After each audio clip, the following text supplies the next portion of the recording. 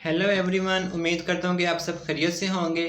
आज जो मैं आपके साथ इंफॉर्मेशन शेयर करने जा रहा हूँ, जो लास्ट वीडियो में मैंने आपके साथ इंट्रोडक्शन टू अनीमिया शेयर किया था, उसी से रिलेटेड है। और हम लोग प्रीवियसली स्टडी कर चुके हैं, उसी को मैं फ़र्दर आगे कंटिन्यू करने वाला हूँ। लास्ट वीडियो में हमने ये पढ़ लिया था कि जो अनीमिया की क्लासिफिकेशन है उसमें regenerative anaemia and non regenerative anaemia होता है। आज हम लोग जो रीजनरेटिव अनीमिया है उसकी फ़र्दर 2 टाइप्स स्टडी करने वाले हैं। और जो मैं आपके साथ टाइप शेयर करने वाला हूँ वो है, फर्स्ट वन है blood loss due to trauma और सेकंड वन है immune mediated haemolytic anaemia.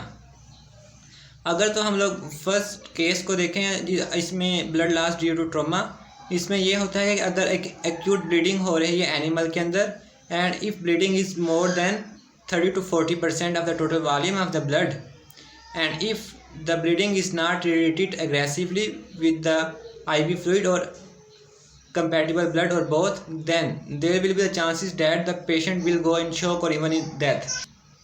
Acute blood loss के जो काजेज़ हैं वो हमें क्लियरली अंडरस्टूड हैं, जिसमें 3 काजेज़ आते हैं। फर्स्ट वन इज़ सर्जरी हो सकती है, सेकंड वन ट्रॉमा हो सकता है और थर्ड वन है इंटरनल ब्लीडिंग। लेकिन जो इंटरनल ब्लीडिंग होती है पैरासाइट्स की वजह से, हम लोग उसको एक्यूट केस के अंदर नहीं कंसीडर करेंगे। जो GI अल्सर्स होते हैं, अगर कोई न्यूप्लेशिया बना हुआ है GI ट्रैक्ट के अंदर, तो हम लोग उसको भी एक्यूट केस के अंदर कंसीडर नहीं करेंगे।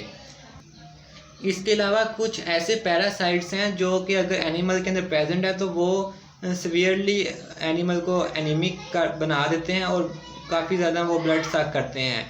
जिनमें जो सबसे डोमिनेंट पैरासाइट्स हैं वो हिमोनकस, जो कि रूमिनेंट्स में होता है, और हुकवर्म अगर डॉग्स में प्रेजेंट है तो वो बहुत ज़्यादा ब्लड डेली बेसिस के ऊपर सक करेगा और एनिमल विल बिकम एनीमिक।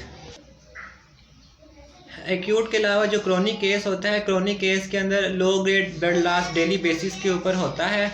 इसमें यह होता है कि जो आयरन डेफिशिएंसी होती है एनिमल में, वो अपीयर होना शुरू हो जाती है और animal will go in iron deficiency anaemia. Even though कि जो रेटिकुलोसाइट्स प्रेजेंट ब्लड के अंदर है उनकी अमाउंट कुछ प्रेजेंट होती है। आयरन डेफिशिएंसी के जो साइंस हैं वो है माइक्रोसिटिक हाइपोक्रोमिक एनीमिया। जो ये क्रोनिक अनीमिया के जो काजेज़ हो सकते हैं उनमें ये हो सकता है कि पैरासाइट्स का प्रेजेंट होना, स्पेशली इन यंग एनिमल्स के अंदर, जैसा कि लाइस हो सकती हैं, फ्लीस हो सकती हैं और इंटेस्टाइनल पैरासाइट्स हो सकते हैं, जो कि थोड़ा थोड़ा ब्लड सक करते रहते हैं और एनिमल इवेंचुअली बिकम एनीमिक। जो ओल्ड एनिमल्स होते हैं उनके अंदर जो ब्लड लॉस की जो मेन वजह है वो इंटेस्टाइनल ब्लीडिंग्स होती हैं, और कोई एब्सेस हो सकता है, कोई ट्यूमर हो सकता है इंटेस्टाइन के अंदर, जहाँ से डेली बेसिस के ऊपर ब्लीडिंग हो रही है। जो रीजनरेटिव की सेकंड टाइप है वो हीमोलिटिक एनीमिया है। हीमोलिटिक एनीमिया में डिस्ट्रक्शन ऑफ RBCs होती हैं, और ये जो हीमोलिसिस होती है ये इंट्रावैस्कुलर और एक्स्ट्रावैस्कुलर स्पेस दोनों के अंदर हो सकती है। If the hemolysis of the RBCs is in the intravascular space, then the hemoglobinemia and hemoglobinuria can be observed, whereas in case of extravascular hemolysis these 2 signs are not observed. ये दोनों एक्स्ट्रावैस्कुलर and intravascular haemolysis जो होती हैं ये इक्ट्रस काज करती हैं।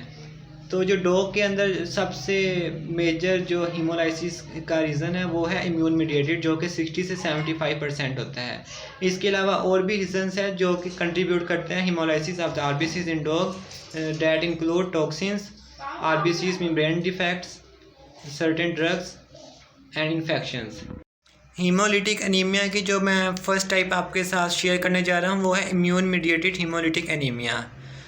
इसके जो रीज़न्स हो सकते हैं वो इन्फेक्शन हो सकता है, इसके अलावा वैक्सीनेशन हो सकती है, सर्टेन ड्रग्स हो सकते हैं, टॉक्सिन्स हो सकते हैं और न्यूप्लेशिया हो सकता है, जिसकी वजह से इम्यून मीडिएटेड हीमोलिटिक एनीमिया हो जाता है।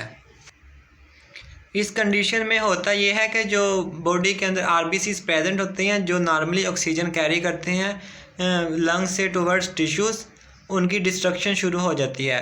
हमारी जो एनिमल की बॉडी होती है वो अपने ही RBCs को as a foreign bodies consider करती हैं और उनके खिलाफ एंटीबॉडीज़ की प्रोडक्शन स्टार्ट कर देती हैं।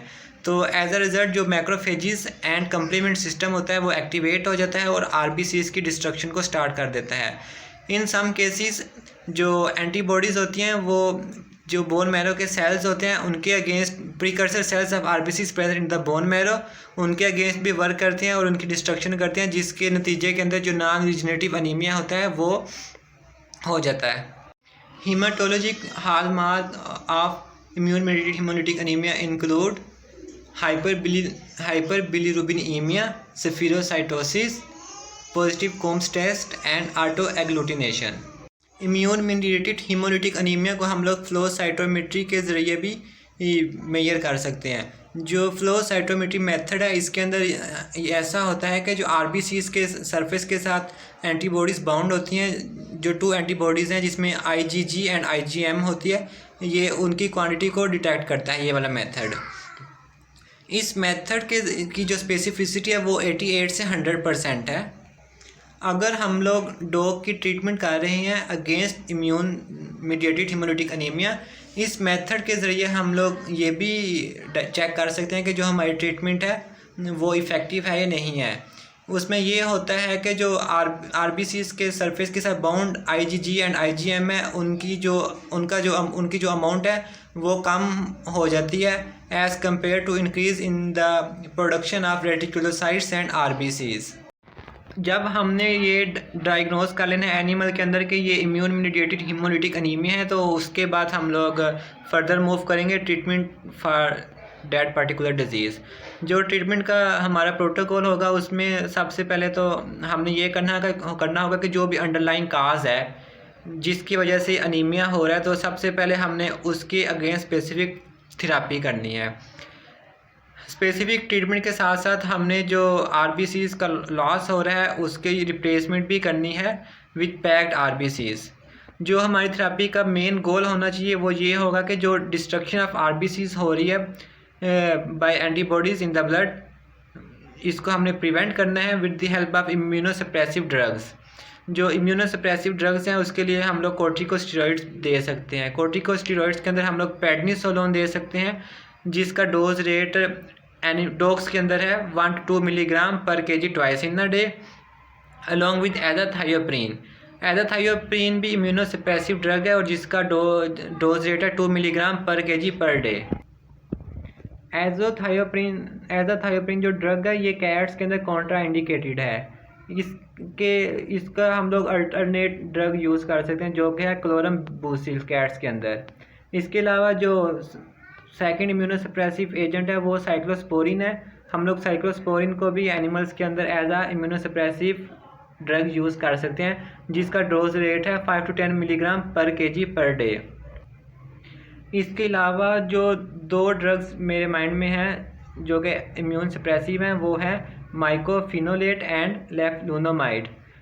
ये जो हैं ये these are secondary to corticosteroids, लेकिन ऐसा कोई मैकेनिज़्म नहीं है जिससे हमें ये पता चल सके कि हमने पहले कोर्टिकोस्टेरॉइड्स यूज़ करने हैं या कि जो सेकंड नंबर के ऊपर इम्यूनोसप्रेसिव ड्रग्स हैं हमने इनको यूज़ करना है। हम इम्यून सप्रेसिव ड्रग के साथ साथ जो सपोर्टिव ट्रीटमेंट है हम लोग वो भी करेंगे ताकि एनिमल में जो वीकनेस हो रही है उसको हम लोग ओवरकम कर सकें। और इसके साथ साथ हम लोग एस्प्रिन भी यूज़ करेंगे। जो एस्प्रिन है ये एंटी प्लेटलेट एक्टिविटी रखती है, जिससे ये होता है जो प्लेटलेट की क्लम्पिंग हो रही है उसको प्रिवेंट करने में ये फ़ायदेमंद होती है। अगर तो एक्यूट ब्लड लॉस हो रहा है, अगर तो एक्यूट हीमोलिटिक एनीमिया है तो उसके अंदर हम लोग जो साइक्लोस्पोरिन है उसकी जो इनिशियल डोज रेट होगी वो हम लोग डबल कर देंगे, फॉर एग्जांपल 10 मिलीग्राम पर KG per day. Pulmonary thromboembolism is a risk in dogs suffered from immune mediated hemolytic anemia and their bloods become hyperagglutable. For the prevention of this disease in this condition in dogs, we can use heparin along with antiplatelet therapies such as aspirin. Both these will lead towards the prevention of embolism that will be found in the lungs. जो mortality rate है इस disease के अंदर वो है 20 से 75%। जो negative prognostic indications हो सकती हैं वो ये हो सकती हैं कि हाइपर बिलीरुबिनेमिया, यानी जो बिलीरुबिन की कंसनट्रेशन है ब्लड के अंदर वो ज़्यादा है। पैक्ड सेल वॉल्यूम की जो कंसनट्रेशन है वो रैपिडली कम हो रही है। Auto agglutination of RBCs is increased burn. Intravascular hemolysis is increased, moderate to severe leukocytosis. All these conditions will lead towards poor prognostic diagnosis. उम्मीद करता हूँ कि आपको मेरी ये वीडियो पसंद आई होगी। अगर आपके लिए जो मैंने नॉलेज आपके साथ अपना शेयर किया तो आपको आपकी नॉलेज में इम्प्रूवमेंट हुई हो तो प्लीज़ आप मेरा चैनल सब्सक्राइब कीजिएगा और लाइक भी कीजिएगा। Thank you very much.